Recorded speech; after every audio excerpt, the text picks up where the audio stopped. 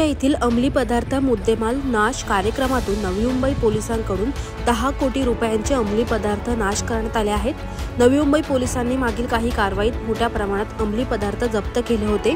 त्याच अनुषंगाने तळोजा येथील मुंबई वेस्ट मॅनेजमेंट कंपनी नष्ट करण्यात आले आहेत। नवी मुंबईतील मागील वर्षभरात अंमली पदार्थ मोठ्या प्रमाणात विक्री करण्यासाठी परदेशी नागरिक आणत असल्याच्या घटना घडल्या आहेत। यावर आता नवी मुंबई पोलिसांनी कारवाई केल्याचे समोर आले आहे। यावेळी वनमंत्री गणेश नाईक, नवी मुंबई पोलीस आयुक्त मिलिंद भारांबे, आमदार प्रशांत ठाकूर उपस्थित होते। यावेळी गणेश नाईक यांनी म्हणाले की मुख्यमंत्री देवेंद्र फडणवीस यांच्या उपस्थितीत नवी मुंबई ड्रग्ज मुक्त करण्याची संकल्पना केली होती। नवी मुंबई पोलीस प्रशासनाने ड्रग्ज मुक्त परिसर करून व्यसन करणाऱ्या लोकांना सुद्धा चांगल्या मार्गावर लावण्याचा प्रयत्न केला आहे। यावेळी गणेश नाईक म्हणाले की मुख्यमंत्री देवेंद्र फडणवीस यांच्या उपस्थितीत नवी मुंबई ड्रग्ज मुक्त करण्याची संकल्पना केली होती। नवी मुंबई पोलीस प्रशासनाने ड्रग्ज मुक्त परिसर करून व्यसन करणाऱ्या लोकांना सुद्धा चांगल्या मार्गावर लावण्याचा प्रयत्न केला आहे। तर पोलीस प्रशासन जे काम करत आहे ते करताना पण समाजातील नागरिकांना देखील जनजागृती केली पाहिजे। तर पोलीस प्रशासन जे काम करत आहेत तेच काम तशाच पद्धतीचे समाजातील नागरिकांनी देखील जनजागृती केली पाहिजे। बाहेरील देशातून जरी अंमली पदार्थ येत असले तरी पोलीस यंत्रणेने आटोक्यात आणल्याचं पाहायला मिळत आहे, असं गणेश नाईक म्हणाले। आपण पाहूयात ते नेमकं काय म्हणाले।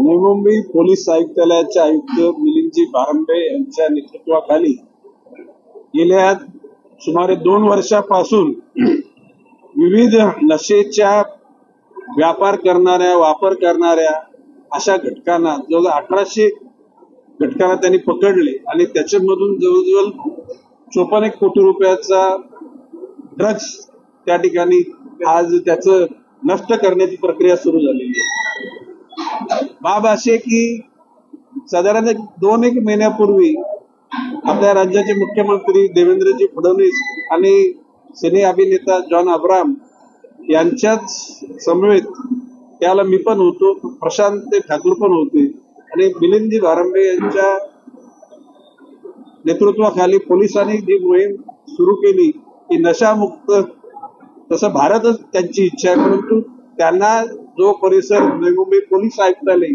त्यामध्ये त्यांच्या यंत्रणेने अतिशय सुंदर काम करून मोठ्या प्रमाणामध्ये नशा धारण करणारे की नशा करणाऱ्या लोकांना सुद्धा असते या ठिकाणी चांगल्या मार्गाला लावण्याचा प्रयत्न केलेला आहे। 100% यश पहिल्या टप्प्यातच येतच नसतं, टप्प्याटप्प्याने ते यश येईल आणि आशावादी माणसाला यश मिळतं।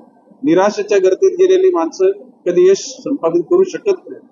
मिलिंद भारांबे आणि त्यांचे सर्व सहकारी आणि खालचा पोलीस कॉन्स्टेबल या लोकांनी जीवाचं रान करून या ठिकाणी ही यंत्रणा राबवली आणि मोठ्या प्रमाणात त्यांना यश मिळालं। निश्चितपणे या गोष्टीचं अनुकरण अन्य पोलीस आयुक्तालयामध्ये सुरू होईल, ग्रामीण भागातल्या अधीक्षक परिसरामध्ये सुरू होईल।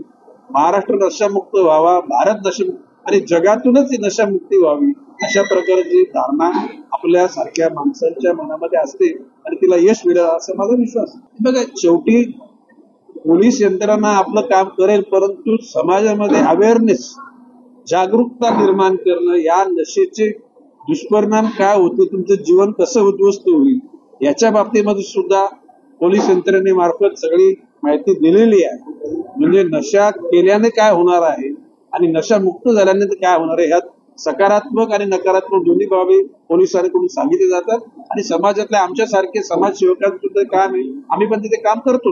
नायजेरियन आहेत, अन्य इतर नावं विविध, पण नायजेरियन मोठ्या प्रमाणामध्ये आहेत आणि आपल्या यंत्रणांनी निश्चितपणे त्यांना आटोक्यात आणण्याचं काम सुरू केलेलं आहे आणि ते आटोक्यात येईल असा माझा विश्वास आहे। आवाज स्टुडिओसाठी पुरुषोत्तम कनोजियासह पंकज बेनोईची रिपोर्ट, नवी मुंबई।